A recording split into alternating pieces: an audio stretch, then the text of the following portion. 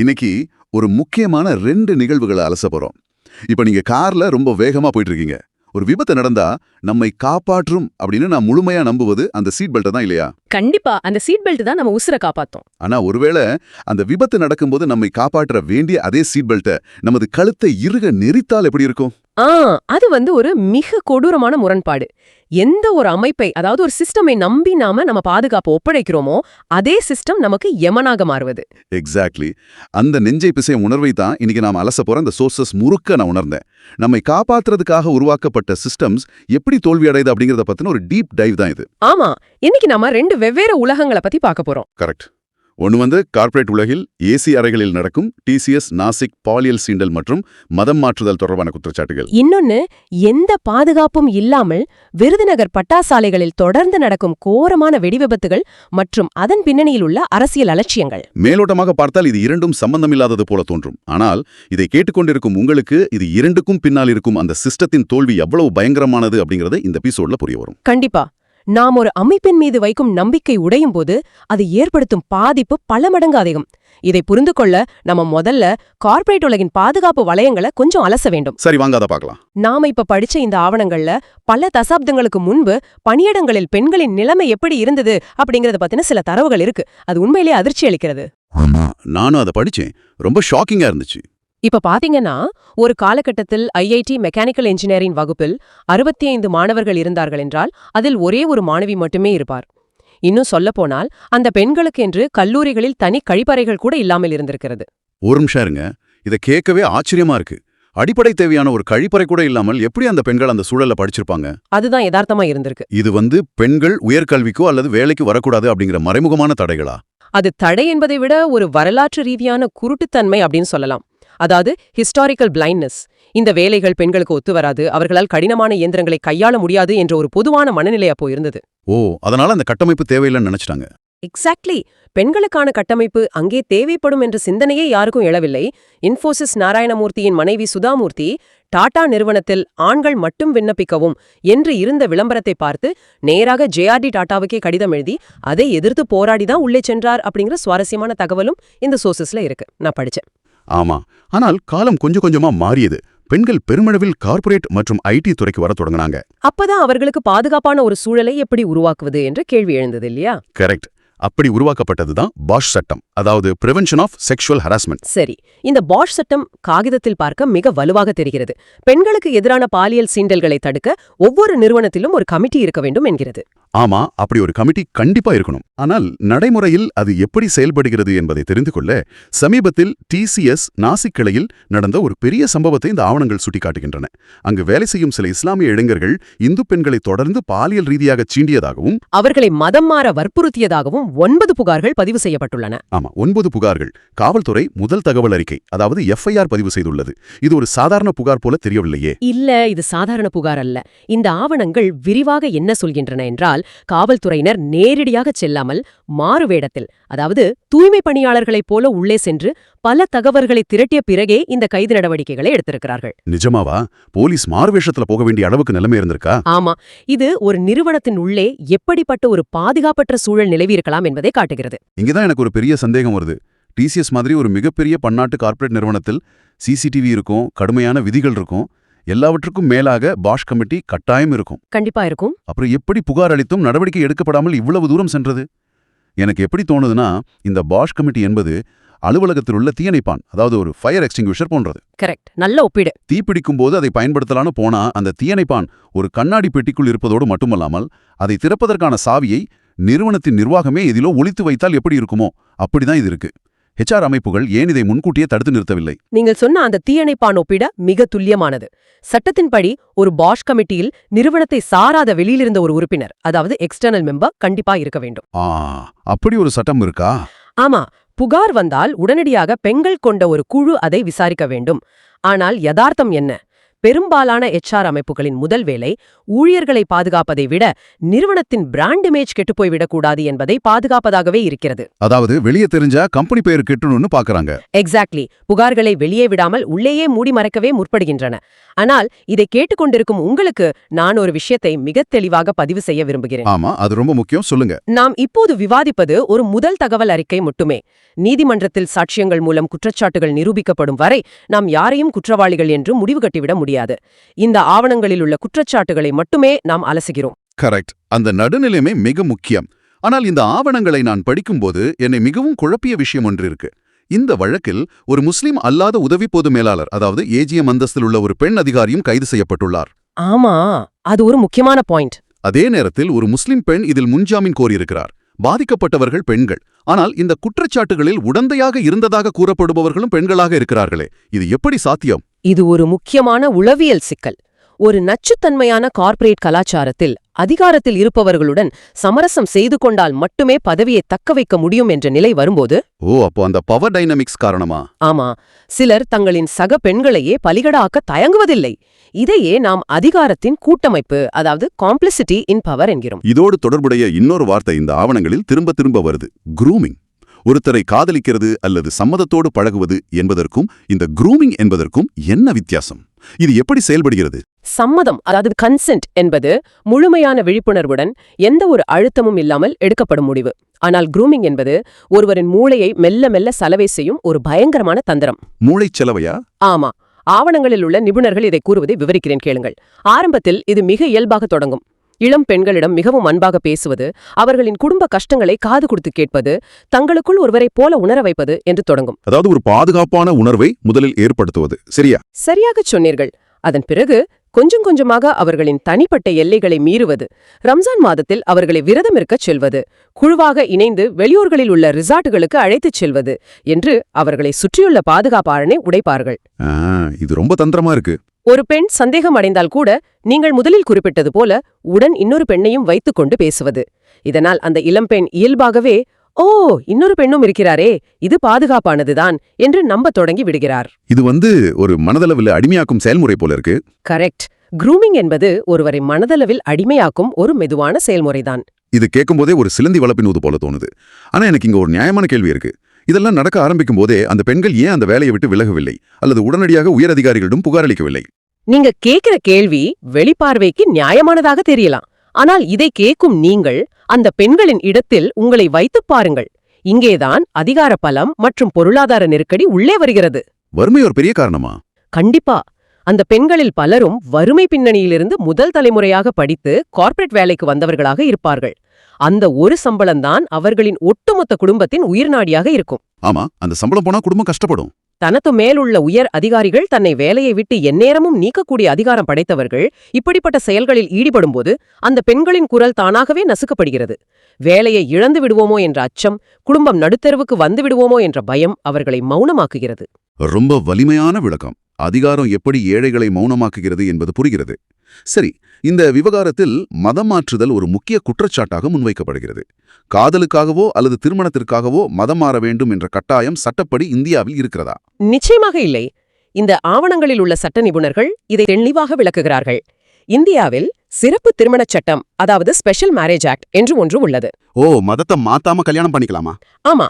இதன் மூலம் 2 வெவ்வேறு மதங்களை சேர்ந்தவர்கள் தத்தம் மதங்களை மாற்றிக்கொள்ளாமலேயே சட்டப்பூர்வமாக திருமணம் செய்து கொள்ள முடியும். அப்படி இருக்க, திருமணம் செய்கிறேன் என்று கூறி ஒருவரை கட்டாயப்படுத்தி மதம் மாற்றுவது என்பது அவர்களின் உண்மையான நோக்கம் காதலா அல்லது மதமாற்றமா என்ற பெரிய கேள்வியை எழுப்புகிறது. இந்த இடத்துல தான் இந்த விவகாரம் ஒரு அரசியல் மற்றும் சமூக பிரச்சனையாக வெடிக்கிறது. வலதுசாரி அமைப்புகள் இதை லவ் ஜிஹாத் என்று கடுமையாக குற்றம் சாட்டுகின்றன. ஆமா, நிறைய இடத்துல இந்த வார்த்தையை பயன்படுத்துறாங்க. அதேபோல பாமக போன்ற கட்சிகள் சில சமூகங்களை சேர்ந்த இளைஞர்கள் மீது நாடக காதல் என்று முன்பு குற்றம் சாட்டியிருந்ததையும் இந்த ஆவணம் ஒப்பிடுகிறது. கரெக்ட்.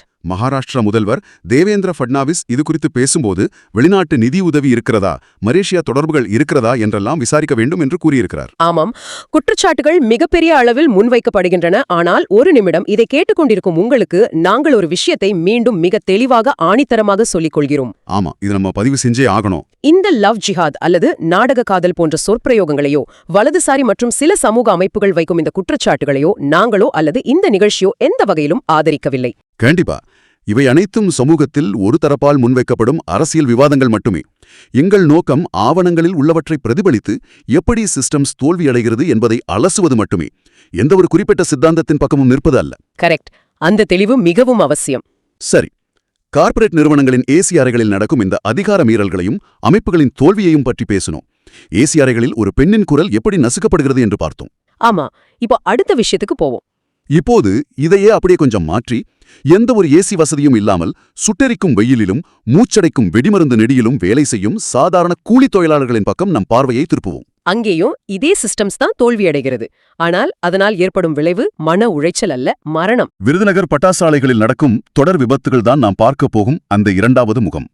சமீபத்தில் கூட அங்கு நடந்த வெடி விபத்தில் 26 பேர் உடல் கருகி இறந்திருக்கிறார்கள்.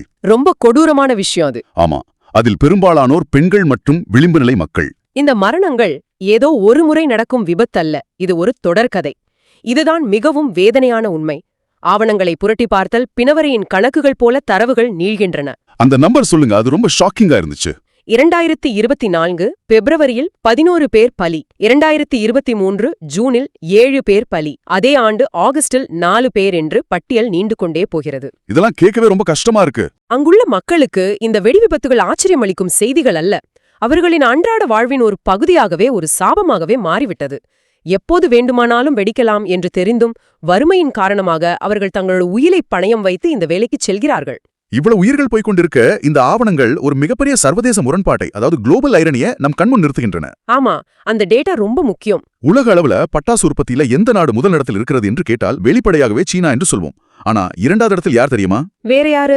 நம்ம விருதுநகர் மாவட்டத்துல உள்ள சிவகாசி தான். இது பெருமைப்பட வேண்டிய விஷயம் போல தோன்றலாம். ஆனா பட்டாசு ஏற்றுமதியில முதல் 4 நாடுகளை பார்த்தா சீனா, ஜெர்மனி, ஸ்பெயின் மற்றும் அமெரிக்கா இருக்கின்றன. உலகின் இரண்டாவது மிகப்பெரிய உற்பத்தியாளரான இந்தியா அந்த பட்டியல் பேரளவுக்கு கூட இல்ல. இது ஏன் யோசிக்கணும்? ஏன் நம்மால் உலக நாடுகளுக்கு நம்ம பட்டாசுகளை கொண்டு செல்ல முடியவில்லை? இதற்கான விடையில்தான் ஒட்டுமொத்த அரசியல் அலட்சியமும் அடங்கியிருக்கிறது. சர்வதேச அளவில் பட்டாசு உற்பத்தியின் பாதுகாப்பு மற்றும் தரத்தை கண்காணிக்க ISO 264 அப்படின்னு ஒரு தரக்கட்டுப்பாட்டு கூட்டமைப்பு இருக்கிறது. ISO 264. ஓகே. இது ஏதோ சாதாரண முத்திரை அல்ல. ஒரு பட்டாசில் உள்ள வேதிப்பொருட்கள், அதாவது கெமிக்கல்ஸ், எந்த அளவுக்கு பாதுகாப்பானவை, உரசும்போது எவ்வளவு வெப்பம் வெளியாகும், அவற்றை எப்படி கையாள வேண்டும் என்பதற்கான சர்வதேச அறிவியல் வரையறை இது. ஓ, ஒரு சயின்டிபிக் ஸ்டாண்டர்ட். ஆமா, இதை நீங்கள் கூகுளில் தேடி பார்த்தால் ஆச்சரியப்படுவீர்கள். அந்த அமைப்பில் சீனா தலைமை வகிக்கிறது. பட்டாசு உற்பத்தியை அதிகம் செய்யாத ஜெர்மனி, சுவிட்சர்லாந்து போன்ற நாடுகள் அதில் அங்கம் வகிக்கின்றன. ஆனால் உலகத்தின் இரண்டாவது பெரிய உற்பத்தியாளரான விருதுநகரிலிருந்து இந்தியாவை பிரதிநிதித்துவப்படுத்தி ஒருவர் கூட அதில் இல்லை. வா, இது எப்படி இருக்குன்னா, உலகத்தரம் வாய்ந்த ஒரு அதிவேக ஃபார்முலா 1 பந்தயக்காரை கையில் வைத்துக்கொண்டு அதை முறையான பாதையில் ஓட்டாமல் மிகவும் நெரிசலான ஒரு தெருவில் பிரேக் இல்லாம ஓட்டுவதற்கு சமமாக இருக்கிறது. கரெக்டான ஒப்பீடு. திறமை இருக்கிறது, உழைக்க லட்சக்கணக்கான மக்கள் இருக்கிறார்கள். ஆனால் அதை சர்வதேச அளவில் கொண்டு செல்ல பாதுகாப்பான பாதையும் இல்லை, முறையான தரச்சான்றிதழும் இல்லை. அதுதான் யதார்த்தம். இந்த ISO தரச்சான்றிதழை பெற்றால் மட்டும்தானே புகை குறைவாக வெளிவரும் பட்டாசுகள் பாதுகாப்பான வேதிப்பொருட்கள் கொண்டு உலக தரத்தில் பொருட்களை தயாரித்து ஏற்றுமதி செய்ய முடியும். இதை கூட ஏன் நம்ம அரசாங்கங்கள் இன்னும் செய்யல? அதை தெரிந்து கொள்ள நாம் சிவகாசியின் வரலாற்றை சற்று திரும்பி பார்க்க வேண்டும். சிவகாசி பட்டாசு தொழில் என்பது அரசாங்கம் ஸ்பான்சர் செய்து உருவானது அல்ல. 1920களில் சிவகாசியைச் சேர்ந்த 2 பேர் மேற்கு வங்கம் சென்று அங்குள்ள தீப்பெட்டி தொழிற்சாலையில் வேலை கற்றுக்கொண்டு வந்தார்கள். ஓ, அதுக்கப்புறம் தான் இங்க ஆரம்பிச்சாங்களா? ஆமா. பின்னர் 2ஆம் உலகப் போர் சமயத்தில் வெளிநாடுகளிலிருந்து பட்டாசு இறக்குமதி தடைப்பட்ட போது உள்நாட்டு தேவையை பூர்த்தி செய்ய சிவகாசி மக்கள் தங்களுடைய சொந்த முயற்சியில் இந்த மாபெரும் தொழிலை உருவாக்கினார்கள். எத்தனையோ வறட்சிகளை தாண்டி தங்கள் உழைப்பால் ஒரு மாபெரும் சாம்ராஜ்யத்தையே உருவாக்கினார்கள். ரொம்ப இன்ஸ்பைரிங்கான ஒரு ஹிஸ்டரி இது. ஆனா இப்படிப்பட்ட ஒரு மாபெரும் தொழிலை அடுத்த கட்டத்திற்கு, அதாவது சர்வதேச தரத்திற்கு எடுத்து செல்ல வேண்டிய அரசாங்கங்கள் என்ன செய்தன என்பதுதான் நாம் வாசிக்கும் ஆவணங்களில் உள்ள அடுத்த மிகப்பெரிய அரசியல் குற்றச்சாட்டு. ஆமாம், இந்த இடத்துல இந்த ஆவணங்களில் உள்ள அரசியல் விமர்சனங்கள் மிகவும் கூர்மையாக, நேரடியாக இருக்கின்றன. பட்டாசு தொழிலுக்கு மூலப்பொறுப்பான அமைச்சர்கள் மீது இது நேரடி குற்றச்சாட்டுகளை வைக்கிறது. அந்த அமைச்சர்கள் பேர் கூட மென்ஷன் பண்ணிருக்காங்க. குறிப்பா அமைச்சர்கள் KKSSR ராமச்சந்திரன் மற்றும் தங்கம் தென்னரசு ஆகியோர் கடந்த காலங்களில் இந்த ISO தரச்சான்றிதழை பெற்றுத் தராததால் மட்டுமே விருதுநகர் மாவட்டத்திற்கு ஆண்டுக்கு சுமார் 20,000 கோடி ரூபாய் வருமானம் இழப்பு ஏற்பட்டுள்ளதாக குற்றம் சாட்டுகிறது. 20,000 கோடியா? இது ரொம்ப பெரிய அமௌண்ட். இவர்கள் இருவருமே அதே விருதுநகர் மாவட்டத்தைச் சேர்ந்தவர்கள் என்பதுதான் இதில் அதிர்ச்சியான விஷயம். அது மட்டுமில்ல, இந்த ஆவணம் விருதுநகரோடு நிற்கவில்லை. இது ஒட்டுமொத்த ஆளுங்கட்சியின் மீதும் ஒரு பெரிய குற்றச்சாட்டு பட்டியலையே வாசிக்கிறது. தூத்துக்குடியில் கனிம வள கொள்ளை மற்றும் அதனால் 30,000 1000 கோடி ரூபாய் நஷ்டம் ஏற்பட்டதாக அமைச்சர்கள் கீதா ஜீவன் மற்றும் அனிதா ராதாகிருஷ்ணன் மீது குற்றம் சாட்டுகிறது. ஓ, லிஸ்ட் ரொம்ப பெருசா போகுதே. ஆமா, மதுரையில் அமைச்சர் PTR பழனிவேல் தியாகராஜன் மற்றும் அவரது உதவியாளர்கள் மீது ஊழல் புகார்களை வைக்கிறது. கோவையில் அமைச்சர் செந்தில் பாலாஜி, திருச்சியில் அமைச்சர் KN நேரு ஆகியோர் மீதும் குற்றச்சாட்டுகள் உள்ளன. சென்னையில கூட குற்றச்சாட்டு இருக்கே. கரெக்ட். சென்னையில் அமைச்சர் சேகர் பாபுவின் பெயரை பகுஜன் சமாஜ் கட்சியின் ஆம்ஸ்ட்ராங் கொலை வழக்கின் பின்னணியோடு தொடர்பு படுத்துகிறது. ஆவடியில் அமைச்சர் நாசர் மீது குப்பை மற்றும் கொசு பிரச்சனைகளை கூட கையாள முடியாத நிர்வாக கேடு என நீண்ட அடுக்கடுக்கான குற்றச்சாட்டுகளை முன்வைக்கிறது. இப்போ ஒரு நிமிஷம், நான் இதை தெளிவுபடுத்திக்கிறேன். இதை விவாதிக்கும் இந்த தருணத்தில் ஒரு விஷயத்தை நான் உறுதியாக பதிவு செய்தாக வேண்டும். கண்டிப்பா அது சொல்லுங்க. நாம் இப்போது படித்துக் கொண்டிருக்கும் இந்த ஆவணம் வெளிப்படையாகவே ஆளும் திமுக அரசை மிகவும் கடுமையாக விமர்சிப்பதோடு மட்டுமல்லாமல் அதிமுக பாஜக கூட்டணிக்கு வாக்களிக்கும்படியும் கோரிக்கை விடுத்துள்ளது. ஆமா, அது ரொம்ப கிளியரா தெரியுது. இதை படிக்கும்போது இதில் ஒரு தெளிவான அரசியல் நிலைப்பாடு இருப்பது நமக்கு அப்பட்டமாக தெரிகிறது. ஆனால் உங்களுக்கு சொல்லிக் கொள்வது என்னவென்றால், நாங்கள் எந்த ஒரு அரசியல் கட்சியின் நிலைப்பாட்டையும், அது வலதுசாரியாக இருந்தாலும் சரி, இடதுசாரியாக இருந்தாலும் சரி, ஆளுங்கட்சியாகவோ அல்லது எதிர்க்கட்சியாகவோ இருந்தாலும் சரி, எள்ளளவும் ஆதரிக்கவில்லை. கரெக்ட். ஆவணங்களில் இவ்வாறு அரசியல் விமர்சனங்கள் முன்வைக்கப்பட்டுள்ளன என்பதை உங்களுக்கு ஒரு தகவலாக மட்டுமே விவரிக்கிறோம். குற்றச்சாட்டுகள் ஆவணத்தினுடையதே தவிர எங்களதல்ல. மிக தெளிவான பதிவு.